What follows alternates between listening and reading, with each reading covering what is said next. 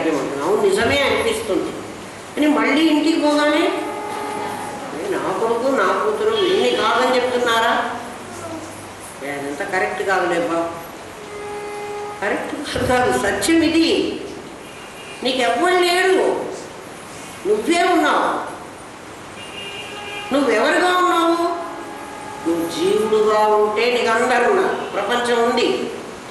నువ్వు బ్రహ్మం అయితే నీకు ప్రపంచం లేదు. నేను ధ్యాన ధ్యాతృ ధ్యేయ అన్నప్పుడు ఏం చేసాం మనం? వాళ్ళందరినీ ప్రవిలాపనం చేసుకున్నాను. నాలో ప్రవిలాపనం అయిపోతే ఇంకా నేను ఒక్కడనే ఉన్నాను. నేను ఒక్కడనే ఉంటే నాకు సుఖమైనా దుఃఖమైనా వాడి వల్ల రాలేదు కాబట్టి ఎవరి వల్ల నాకు పోదు. నాకు వచ్చిన సుఖ దుఃఖాలు ఎవరి వల్ల వచ్చినాయి? నా వల్లే వచ్చినాయి. నాకు ప్రాబ్లం ఉంటే నా వల్లే నాకు ప్రాబ్లం. ఇక్కడ నాకన్నా భిన్నంగా ఇంకోటి లేడు కదా. నాకు సంతోషం ఉన్నా నాకు నేనే, తనలో తానే సంతోషపడ్డా దుఃఖపడ్డా. అందుకే బుర్ర కథ చెప్పేవాడు ఏమంటాడు తెలిసిన? తను తానా తానా తానా, తందాన తాన తాన అంటే ఏమిటి? తను తానే తానే తానే, 3 తానేలు చెప్తున్నాడు. అంటే స్థూలము తానే, సూక్ష్మము తానే, కారణము తానే. ఇంకెవ్వడు లేడు, నాకన్నా భిన్నంగా ఇంకోడు లేడు. ఇప్పుడు బాబు చెప్తున్నాడు, నువ్వేరా ఉంటున్నది. నువ్వు స్థూలంగా ఉన్నా నువ్వే, సూక్ష్మంగా ఉన్నా నువ్వే, కారణంగా ఉన్నా నువ్వే, నీకన్నా భిన్నంగా ఇంకొకడు లేడు. అందుకని నువ్వెవరు అంటే నేను జీవుణ్ణి అంటావేమోనని భయపడి తత్తు త్వమసి, నువ్వు ఇది కాదురా, నువ్వు అది. ఏమయ్యా అది ఇది అని 2 ఉంటే నేను అది ఎందుకు అవ్వాలి, ఇదే అవుతాను అంటే, ఇదైతే వీళ్ళందరూ ఉన్నారు, అదైతే వీళ్ళందరూ లేరు. నువ్వు అదే వీళ్ళందరూ లేకుండా చేసుకుంటావా, ఇదే వీళ్ళందరూ ఉన్నారుగా చేసుకుంటావా, అది నీ బాధ్యత. ఇదే వీళ్ళందరూ నాకు ఉన్నారు అంటే నువ్వు ఒకటివి వాళ్ళొకళ్ళు, ఇద్దరున్నారు కదా. ద్వంద్వాలు ఉంటే నీకు దుఃఖం తప్పదు. ద్వంద్వ అతీతం, విశ్వ అతీతం, గగన సదృశం. గగన సదృశం అంటే ఆకాశం లాంటిది. ఆకాశం లాంటిది అంటే ఆకారం లేనిది. ఏమిటది? చిదాకాశం. అన్నీ ఉన్నాయిట, నేను ఒక్కడిని ఉన్నాను. ఇవన్నీ నాకు కనపడుతున్నాయంటే నేను లేకపోతే అవి నాకు కనపడవు. అంటే చూసే నేను లేకపోతే అవి లేవు. ఆ చూసే నేనే చైతన్య శక్తిని. నా చేత చూడబడేదంతా నా యొక్క జడ రూపం. దాన్ని నేను చూస్తున్నా, ఇగో నా జడ రూపం. దీన్ని నేను నాదిగా చూస్తున్నా. నాదిగా చూస్తే నేను జీవుణ్ణి, నేను నాదిగా చూస్తే నేను దేవుణ్ణి, నేనుగా చూస్తే నేను జీవుణ్ణి. అంతే తేడా. ఈ శరీరాన్ని నేనుగా చూస్తే, ఈ శరీరం నేను అని చూస్తే నేను జీవుణ్ణి. ఈ శరీరము నాది అని చూస్తే నేను దేవుణ్ణి. శరీరం నాది, నేను వేరు, శరీరం వేరు. ఎందుకంటే నేను పలకడంలో నేను వేరు శరీరం వేరు అంటున్నాను. ఇది నాది అంటున్నాను. నా కన్ను, నా ముక్కు, నా చెవి, నా కాలు చెప్తున్నానా చెప్పట్లేదా? ఆలోచించు. అలా కాకుండా ఇదంతా కలిపి, అంటే ఈ జంజాటకాన్ని నాతో కలిపి పట్టుకుంటున్నా నాకు జీవత్వం వస్తుంది. దాన్ని వదిలేస్తే నేను దేవుడు అయిపోతున్నాను. మీరే దేవుడు అవుతారు, మీరే జీవుడు అవుతారు. 2 అయ్యేటువంటి శక్తి మీ చేతిలోనే ఉంది. ఏం చేసుకుంటారో చేసుకోండి. పద్మనాభ సహోదరి, పద్మనాభుడు అనే విష్ణువు ఇంకొకడు సహోదరిగా పుట్టాడు అని పొరపాటుగా అర్థం చేసుకోకండి. ప్రతిమోపాసనలో అర్థం చేసుకోండి. ప్రతిమోపాసనలో ఎవరు ఉంటారు? ఒక విష్ణువు ఉన్నాడు, ఆయనకు ఒక చెల్లెలు ఉంది. ఎందుకంటే చూడండి, శివుడు కనపడకుండా పోతే వినాయకుడి కథలో మనం వింటాం. శివుడు వాడెవరి కడుపులో చేరిపోయినాడు, ఏ రాక్షసుడి కడుపులోనో. ఈ మధ్యనే చదువుకున్నాం కదా వినాయకుడి కథ. ఒక రాక్షసుడి కడుపులో చేరిపోతాడు. అక్కడికి విష్ణుమూర్తి, ఈమె పార్వతీదేవి వెళ్ళి అడుగుతుంది, అయ్యా మీ బావగారు రాలేదు, ఆయన ఎక్కడున్నాడో మాకు తెలియట్లేదు, కనపడలేదు. అడిగితే నువ్వు ఉంటే ఉండమ్మా, నేను తీసుకొస్తానే అని వెతుక్కోవడానికి పోతాడు. మరి చెల్లెలు అంతే కదా, అన్ననే కదా అడగాలి ఏదన్నా వస్తే. ఆ అన్నగారి చెల్లెలకి సహాయం చేయడానికి వెళ్ళాలి. ఆయన డబ్బులు తోళ్ళు గంగిరెద్దులు మేడం అన్నీ తీసుకుని పోయి ఆ రాక్షసుని, వాడి పేరు నాకు గుర్తు రాలేదు, ఏం రాక్షసుడు, గజాసుడు. ఆ రాక్షసుని, నాకు అదే వాడి పేరు గుర్తు రాలేదు, నేను వాడి మీద శ్రద్ధ పెట్టి చదవాలి. ఆ రాక్షసుడి దగ్గరికి వెళ్ళి వాడిని ఆ డబ్బు మేడంతో వాడిని మెప్పిస్తాడు. నీకేం కావాలి? గంగిరెద్దుల వాడు. ఆ రాక్షసుడి దగ్గరికి వెళ్ళి మరి విష్ణుమూర్తి ఏమిటి, గంగిరెద్దుల వాడి వేషం వేసుకుని ఆయన దగ్గరికి పోవడం ఏమిటి, ఆయన్ని మెప్పించడం ఏమిటి? విష్ణుమూర్తికి అంత శక్తి లేదు, శివుడు ఎక్కడున్నాడో కనుక్కోలేడు, వాడిని తీసుకురాలేడు. ఆ రాక్షసుడిని చంపి తీసుకురాలేడు. వాడు సరే నా కడుపులో ఉన్న శివుడిని బయటికి పంపిస్తాను, మరి నా శరీరాన్ని ఈయనకి వస్త్రంగా కట్టుకోమను అని ఏదో చెప్పాడు కదా. అది వస్త్రంగా కట్టుకున్నాడు. కాబట్టి అన్నగారికి చెల్లెలకి అన్నగారు సహాయం చేశారు. ఇది ఎక్కడ? నీకు ప్రతిమోపాసన, నీకు 30% మార్కుల్లో ఉండాలంటే ప్రతిమోపాసన చేసుకో. ఇదంతా కరెక్ట్, స్థూలమంతా కరెక్ట్. ప్రతి విషయంలో మీకు స్థూలం సూక్ష్మం కారణం అని ఒకటి ఉంటుంది. నాకు పొద్దునే సుధ చెప్పింది, అది చాలా బాగుంది, అందుకని మీకు కూడా చెప్తాను. సుధ ఏం చేసిందంటే, ఎప్పుడో ఒక 20 ఏళ్ల కిందట వాళ్ళ చెల్లెలు చదువుకున్నటువంటి కొన్ని బుక్స్, పాత పుస్తకాలు వాడికి వేద్దామని తీసింది. ఈరోజు తీస్తే అవన్నీ పాత పుస్తకాల వాడు తూకానికి తీసుకుంటున్నాడు, తూకం వేసి తీసుకుంటున్నాడు. వాడు తూకం వేసే కదా వాడు తీసుకుంటేది. 5 రూపాయలు 10 రూపాయలు కిలోకి వాడు ఇస్తాడు. వాడు ఎంత ఇస్తాడో నాకు తెలియదులే, తూకానికి తీసుకుంటాడు. ఈ పుస్తకాలే చార్మినార్ అక్కడ మన హైదరాబాద్లో కోటి దగ్గర బడి చౌడి, అక్కడ ఆ కోటి దగ్గర బుక్స్, పాత బుక్స్ అన్నీ పెట్టి ఉంటారు. ఆ పాత పుస్తకాల షాప్ కనుక తీసుకువెళ్ళినట్లయితే వాడు ఆ పుస్తకం ఖరీదు ఎంత ఉందో దాంట్లో సగం ఖరీదు ఇస్తాడు. ఒక పుస్తకం 20 రూపాయలు ఉందనుకోండి, 20 రూపాయలు అవన్నీ 200-300 ఉంటాయి. ఆ పుస్తకం ఖరీదులో సగం ఖరీదు వాడు ఇచ్చేస్తాడు.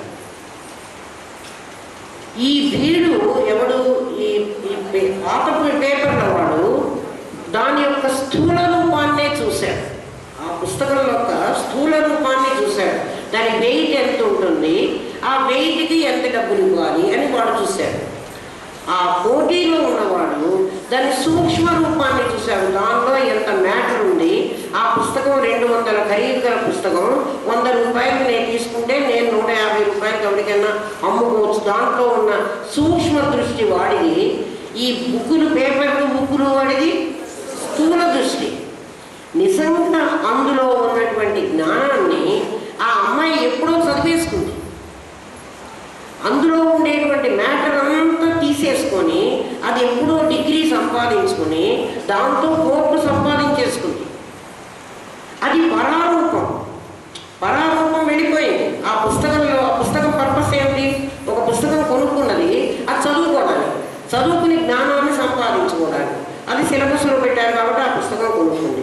ఆ పుస్తకం కొనుక్కుని దాని తాలూకు జ్ఞానం ఆ అమ్మాయి సంపాదించుకుంది, దాని తాలూకు డబ్బుని సంపాదించేసింది. అంటే ఆ పుస్తకం పర్పస్ అయిపోయింది. ఇప్పుడు దాని స్థూలాన్ని ఒకడు చూసి ఒక దృష్టితో చూశాడు, దాని సూక్ష్మాన్ని వాడొకడు మరొక దృష్టితో చూశాడు. ఒకే వస్తువు, పుస్తకం అదే, వాడి దృష్టి వేరు, వీడి దృష్టి వేరు, దాని దృష్టి వేరు. అది చదువుకుని ఆ పుస్తకం ఇంకెక్కడ పడేసిపోయింది. పుస్తకం దానికి అక్కర్లేదు, అంటే స్థూలాన్ని వదిలేసింది.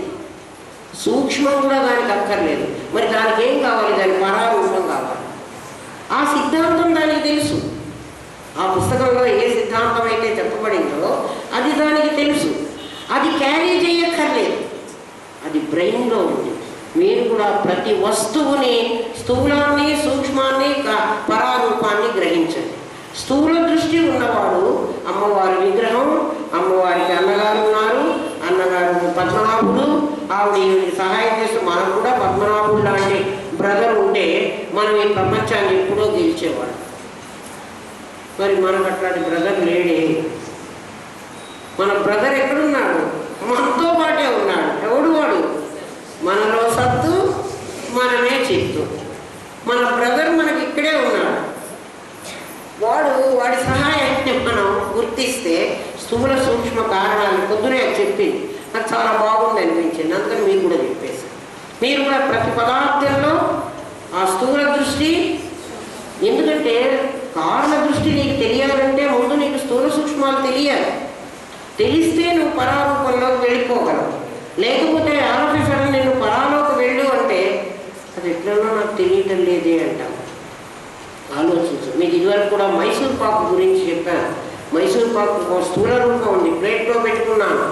ఒక స్థూల రూపం ఉంది, దాన్ని మెల్లగా ముక్క చుంచి నోట్లో వేసుకున్నాను. అది దాని సూక్ష్మ రూపమైన రుచిగా మారింది. నాకు తీయగా ఉంది. తీయగా ఉండడం కాదు, రుచిగా ఉంది.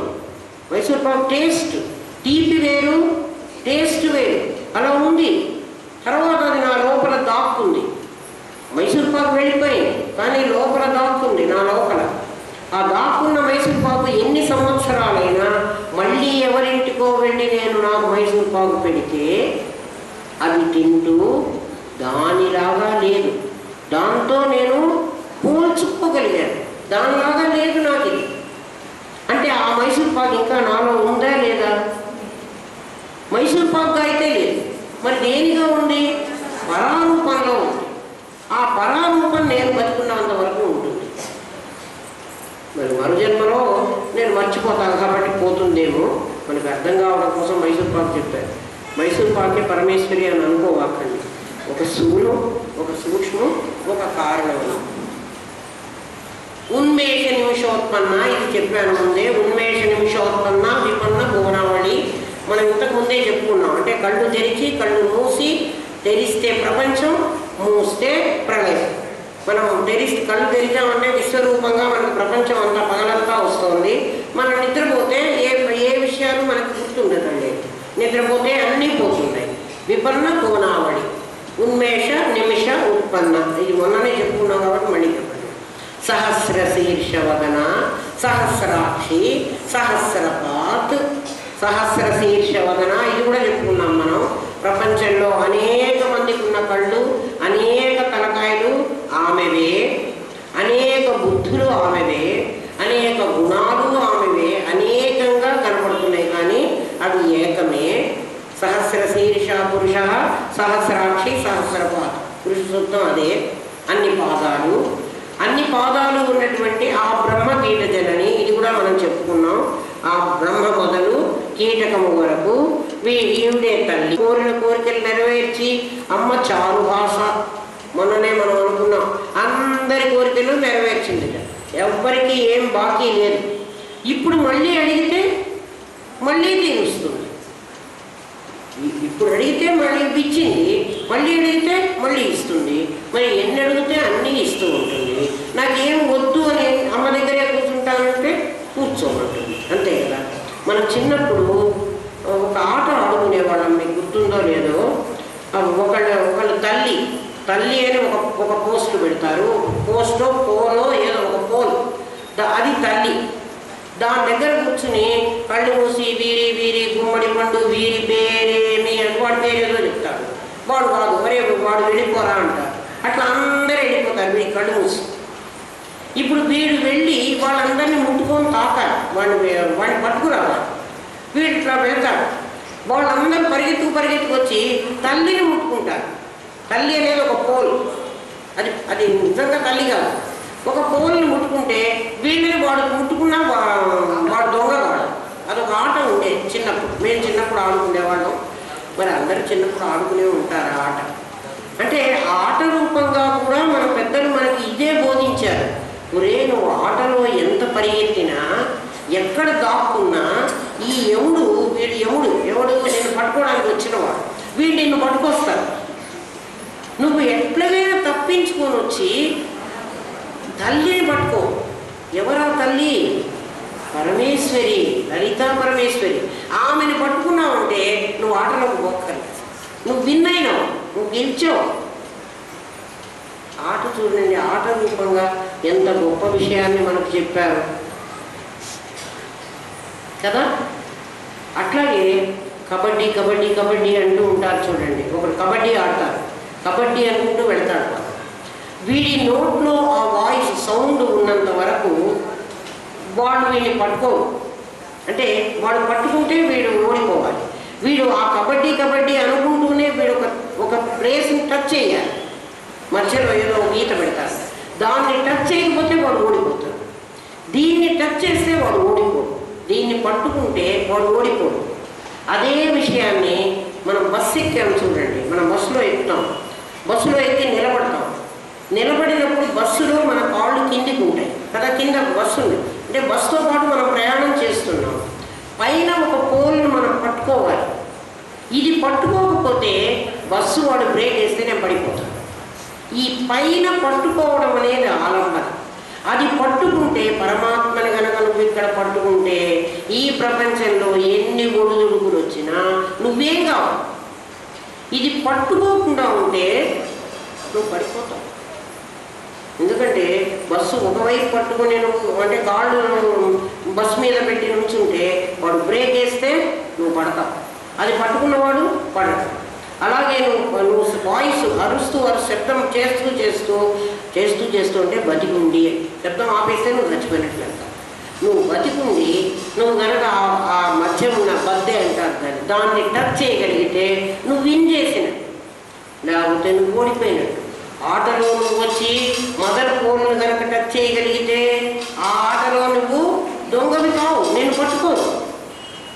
ఆట రూపంగా నువ్వు కూడా పరమాత్మను రీచ్ అవ్వగలిగితే, అమ్మను చేరుకోగలిగితే, ఆమె ఆ బ్రహ్మకీట జనని నువ్వు చేరుకోగలిగితే, ఇవన్నీ ఆ బ్రహ్మకీట జనని కానీ ఆమె అవన్నీ కీటకాలకి వాటన్నిటికీ మరి ఆ అమ్మను పట్టుకునేటువంటి శక్తి లేదు, ఒక్క మానవుడికి ఉంది.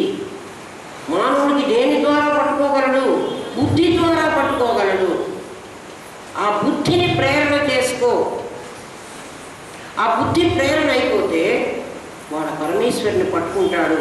పరమేశ్వరుని అనుకుని మదర్ పోల్ కాకుండా వాడు ఇంకో పోల్ పట్టుకుని నేను పోల్ పట్టుకున్నాను అంటే వాడు దొంగ చేస్తాడు. ఏది మదర్ పోల్ అట్లాంటిదే ఇంకా ఉండొచ్చు, అట్లాంటిదే ఉన్నదే ఆవిడ స్థూల రూపం, ఆవిడ సూక్ష్మ రూపం. అవి పట్టుకున్నావా మళ్ళీ నువ్వు ఆ బ్రహ్మభవనాల్లోగా పునరావర్తి మళ్ళీ రావాలి. మా ఉపేక్షతగా ఉంటేయా పునర్జన్మన విద్యతే. పరమాత్మ చెప్పిన ఈ మాట మీద మనకు నమ్మకం లేదా? ఆలోచించండి. 2 చెప్పాడని చెప్పాను, నువ్వు 2 చెయ్యి, నేను 2 చేస్తాను. సర్వధర్మాన్ పరిత్యజ్య మాం ఏకం శరణం వ్రజ, అది నీకు చెప్పాడు. నీ బాధ్యత అది. ఏమిటి అంటే అన్నీ వదిలేసేరా నాయన, నన్ను ఒక్కడి శరణం ముందు. మరి నువ్వేం చేస్తావా? అహం త్వా సర్వపాపేభ్యో మోక్షయిష్యామి, నీకు ఇస్తాను రా మోక్షం. నువ్వు వాణ్ణి వీణ్ణి పట్టుకుంటే నేను ఇయ్యను, నన్నే పట్టుకో, నీకు మోక్షం ఇస్తాను. అనన్యాశ్చింతయంతో మా ఏదైనా పరిఉపాసతే తేషాం నిత్యాభియుక్తం యోగక్షేమం వహామ్యహం. ఆలోచించండి, నేను ఇస్తానంటున్నాడు ఆయన. 2 నీకు బాధ్యత పెట్టాడు, 2 నేను చేస్తా ఉంటాను. 2 ఒక శ్లోకంలోనే ఫస్ట్ 2 స్టాంజర్స్ నీది బాధ్యత. నువ్వు అది చేస్తే నేను ఇది చేస్తా. కండిషనల్. కండిషన్ రాకుండా ఆయన కూడా ఏం ఒప్పుకోలే, ఊరికే వేయడానికి మనకేమో ఎందుకు ఇవ్వాలి అసలు? మనమేమో ఆయన లేడని తింటామా మాటకు ముందు? ఆ దేవుడికి బుద్ధి లేదంటామా మాటకు ముందు వచ్చి? దేవుడు చాలా అన్యాయం చేశాడబ్బా, వాడిని పెళ్లి పెట్టిన మీదనే వాడిని తీసుకుపోవడం దేవుడు. వీడిని తీసుకుపోయి ఆయన ఏం చేస్తాడు? పెళ్లి పెట్టిన మీదే వాడిని తీసుకుపోయినాడు. దేవుడికి అసలు బుద్ధే లేదు. బుద్ధి ఉండే దాన్ని పనులు చేస్తాడా? ఎన్నిసార్లు మనం అని ఉంటాం ఆలోచించండి. దేవుణ్ణి ఎన్నిసార్లు విమర్శించి ఉంటాం. ఆయనకి ఏం పని? ఆయన పాపం మనకి ఎన్నో ఇచ్చాడు. ఎన్ని ఇచ్చాడో ఆలోచించండి. మన శరీరంలో ఒక్కొక్క పార్ట్ ఎంత ఖరీదు గలదో చూడండి. అలాంటివి ఫ్రీగా ఇచ్చాడు. ఎప్పుడైనా మనం ₹1 ఇచ్చామా? నేను నైవేద్యం పెడుతున్నానండి. మహా నైవేద్యం పెడుతున్నావు, ఏం పెట్టావు?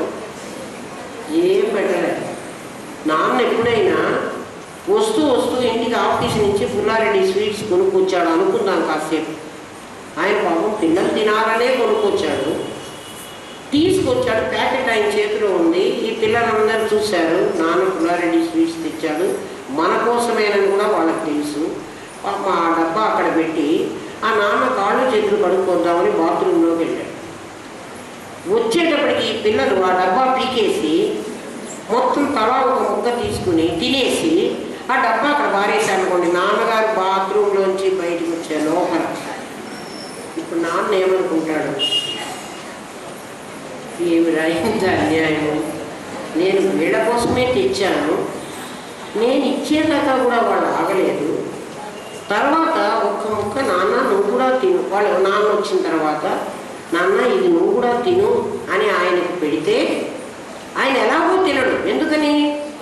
పిల్లల కోసమే తెచ్చాడు, మీరు తినండిరా నాకు అక్కర్లేదు అంటాడు. అప్పుడు మనం తినచ్చు.